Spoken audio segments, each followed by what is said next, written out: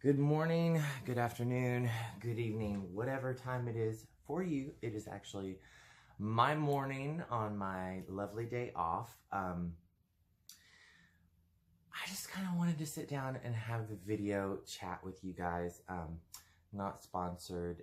If you haven't tried International Delights Reese's Creamer, you're missing out on life. Oh. And it smells like chocolate and peanut butter, two of my favorite things. Okay, so why do we need magic when we have magical bean water? I wanted to start it off with, we need an introduction. Hello everybody, my name is Bradley Scott and I am with Wildfire and Earth, Reiki, and Shamanism and Healing. I am a Reiki Master or Reiki Level 3 practitioner. I really don't like the term master because that means that it gives the connotation that I know everything. And I think Reiki is so vast and we're just now starting to figure out what Reiki can be used for, what it can't be used for, there's really no limitations to what it can't be used for. You can use it to make jewelry, heal people, art, all kinds of amazing things. So that's what I wanted to make this channel about. It's just my journey with Reiki, my journey with shamanism, and my journey on healing and what that means as a healer, because I think there's a lot of misnomers out there that healers know everything and they heal you and they're perfect people. And then there's the other side that healers are fakes and they're con artists and they're just charlatans and they're all just out to get your money. So we have these two sides that are constantly warring with people. And then there's people like me that don't belong to either side, where we're just like, I'm curious. So that's really how my journey started, curiosity.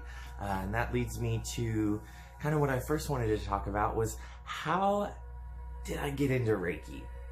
How did I get into shamanism? How did I get into magic? How did I get into being a medium and all of this stuff? My Reiki journey began whenever I was a portrait studio photographer about 12 years ago, 13, somewhere in there. I don't know, math. I just woke up, seriously. So it happened about 13 years ago.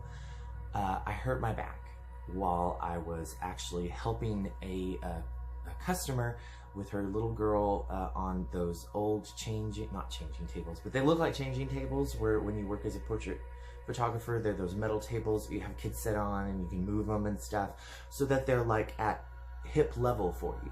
Well, I was actually turning her, and when I turned her, her slick kind of lacquer shoes with her pantyhose, when she turned, her shoe shot out and connected with my hip. And so I had her by the shoulders and I was stationary, and her foot connected with my hip and it went, oh, I felt lightning shoot all the way from my tailbone to the top of my head and out. And I dropped like a sack of potatoes. I was down for the count and I was out of it for like probably 10 minutes, just in pain. And I had to go like lay across these chairs and just lay there while my co-worker finished up. And that was actually what kind of began my journey. And it hurt so bad. Well, since it happened at work, I had to go the traditional Western route of workers' comp. I had to do physical therapy. I had to do acupuncture. I had to do all these things that didn't work. And so finally, nothing took the pain away. And I had herniated discs L4, L5, and S1. Those are major vertebrae to herniate because your sciatic nerve runs right through there, and it is very painful. I would not wish that pain on anybody in my whole life. It is awful.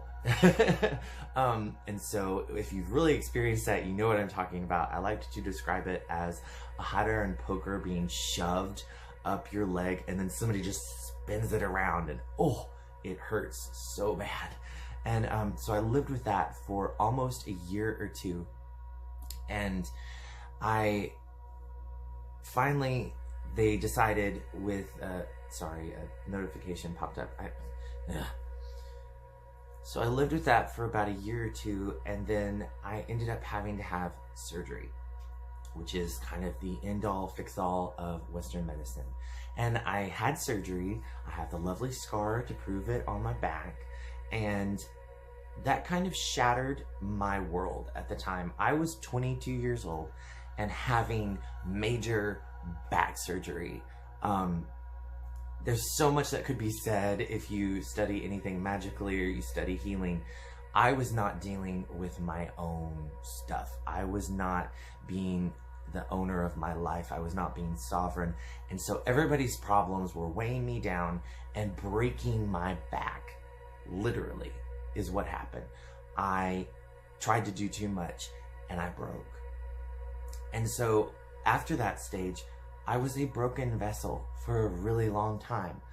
I was angry. I was angry at God for letting this happen to me. I was angry at people around me that didn't understand what I was going through. And the invisible pain. I mean, I could show people my scar, but they didn't understand the nerve pain that I felt daily.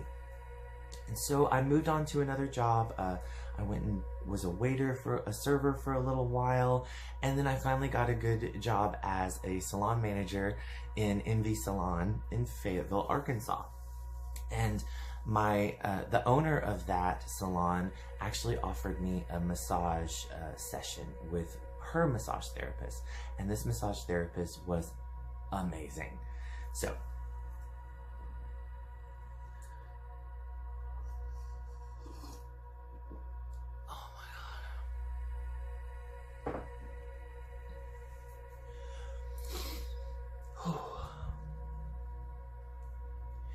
So I went to this massage session, and walking in, I realized I had no idea what I was getting myself into. There were Buddha statues everywhere. There was lovely New Age music playing. There was sage burning. There was exotic smells that I could not identify with my nose. Now I know it was like patchouli and myrrh and different incenses like that for healing. And there were crystals everywhere.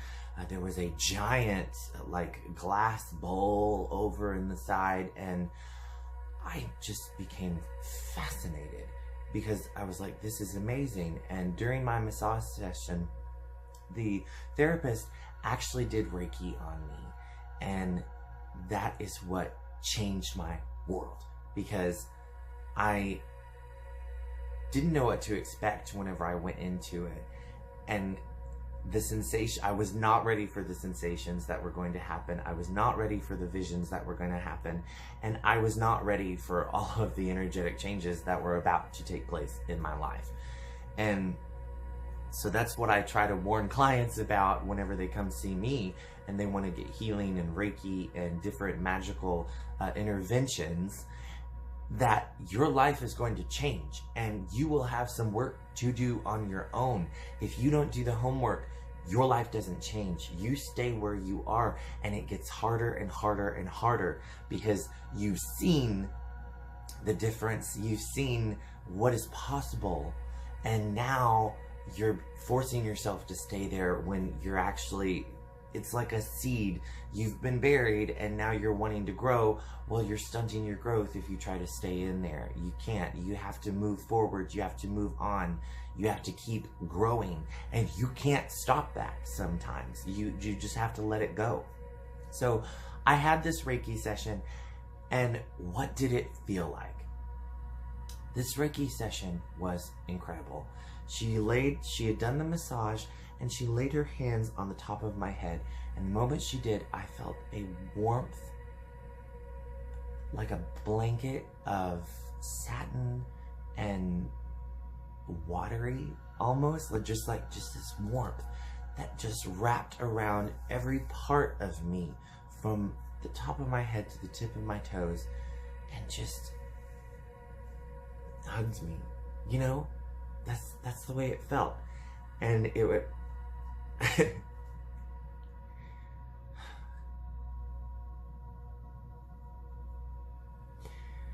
it changed my life. That moment when I thought I am in the presence of something great. I grew up in the church. I grew up going to John Brown University, a Christian college, seeking light.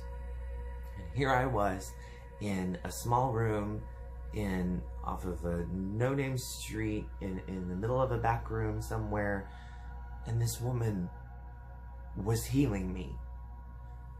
And I had not experienced anything like that in my entire search for something bigger, something higher, something divine. And I remember getting off the table and I said, teach me, show me what you do. And so I ended up working with this lady, and I would listen to her stories, and I would see the way she would heal me and the way she would heal others. And I learned so much. And I started my own journey on Reiki. Now, I don't know how you guys are whenever you find something that is completely different from what you've ever known. You have to find out everything about it. Like, you have to find out all the nuances. You have to read the books. You have to read the articles. You have to search online. Go down that rabbit hole, as it were. I had to know everything there was to know about Reiki and shamanism and what this means for me. And as I started digging deeper, I started finding, and I started attending classes, and I started learning seminars, and I filled my whole life, became this almost obsession with finding that feeling again, finding what she had done for me and how I could do it for myself and for others, because I wanted to give others that gift. I wanted others to experience that transcendent spiritual change in you that makes you go, whoa, there's something that I can't see, that I can't measure with scientific theory, that is changing the inside of my body. Not unlike a pill or a medicine, you don't feel their effects, well, unless you do it to get high. But but that's not the same feeling that I had. It was transcendent. It was miraculous. It was a game changer. And I knew that I had found something that every single person needed to experience. And as I've learned and I've grown, as I've learned and I've grown, no, as I have learned and I have grown, there we go, that's how you actually say that. As I have learned and I've grown, I have found that so many people have had this experience with Reiki and this experience with alternative healing. So many people don't believe in it, but I think that's because they don't have this experience where it changes your life and literally like opens up who you are. So how can I go from someone who knows nothing about energy, nothing about Reiki, nothing about healing, nothing about shamanism? So how can me, a normal human being that doesn't have the money a lot of the times to go to the actual tribes to learn things and different stuff like that? Well, there are seminars and classes on weekends and even online courses that you can take that can teach you this stuff if you really are open to learn and you really want to do the work. So I dove straight into all of this. I did everything. I wanted to know as much as possible about this Reiki and this healing energy that I had felt. And I also struggled with, during my journey, of how do I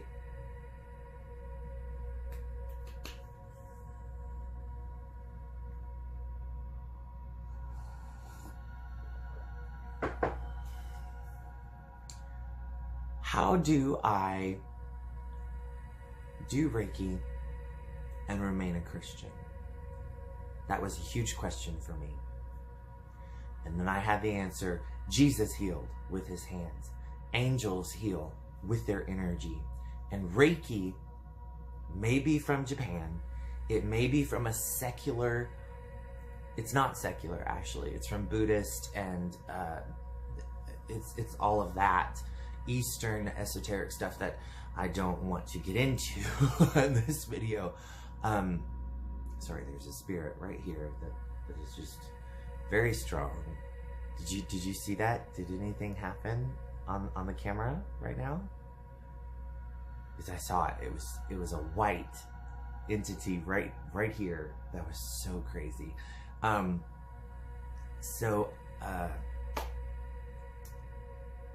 totally forgot where I was.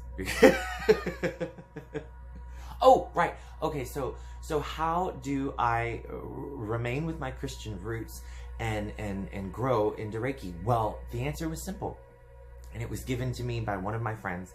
And she said, think of Christianity as your foundation. Okay, so that's my foundation that my parents instilled in me, that I was given as a young child. So I know this information, right? I know all about Christianity, what its beliefs are, everything that it does. And so I could use that as the foundation and then to build my beliefs off of that. And if it contradicts with this, it just means that it's a different, nuanced level of understanding. And the more I dug into Reiki, the more I realized it did not contradict with Reiki. It was all about harming no one, loving everyone, trying your best to be a good person, being kind to others, being generous. And you know, I don't always get that right, but neither do Christians. Just because you're on a higher level doesn't mean that you're gonna be perfect. It doesn't mean that you're gonna get all the answers, that you're just gonna be this amazing healer. It doesn't always work like that. You're still human, you're still fallible. That is foundation to grow, right? So there's the answer. So then this is what I want to do with this channel. I want to explore what Reiki is, what shamanism is, what being an intuitive medium is really all about. Why I have all these tools over here. Why I say the things I say, why I do the things I do. Is because there's an energy inside of me now that is different, is incredible. And I have the Holy Spirit from whenever I was saved as a child that is still there, and it still helps me discern good from bad energies.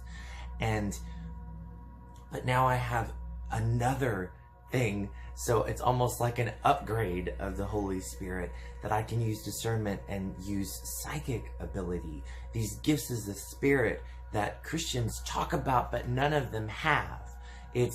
I actually tapped into these gifts of foresight and prophecy and being a seer because I tapped into not only something that the universe is able to give us freely, but it's something that is connected intrinsically with my family line as well. And we'll get more and more into that, talking about my history and the history of my family and all of the crazy things that happen to us as individuals and even the people that we interact with and we are around. The one thing I really want this channel, the one thing I really want for this channel is that you don't try to disprove or prove something or say this is the only way, because none of us know. We're all humans, we're all trying to figure it out, and we all have our own truth. Truth is self-evident, okay? And so my wish, my gift to you is that you ask questions, that you find answers, that you seek and you find, okay? That is important because you have to find it out for yourself. You can't let someone else do it for you. You can't let your mother do it for you. You can't let your father, you can't let your friends, you can't let your kids dictate it. You have to find it for you. It's important that you find it for you. And that's what I want this channel to be about. Let's figure out stuff together. I want to share some of my truth with you. If it resonates, wonderful. If it doesn't, ask why. Ask why it doesn't resonate for you and dig deeper. And then talk to me about it on the comments. I am free to discuss as much as you want. I am here to answer as many questions as you have and even try to find answers if we don't know, because I don't know everything. So I'm so excited to start this journey with all of you, and I hope you will come along for the ride of wildfire and earth. May it spread like wildfire, and remember, as you raise your vibe, you heal the tribe.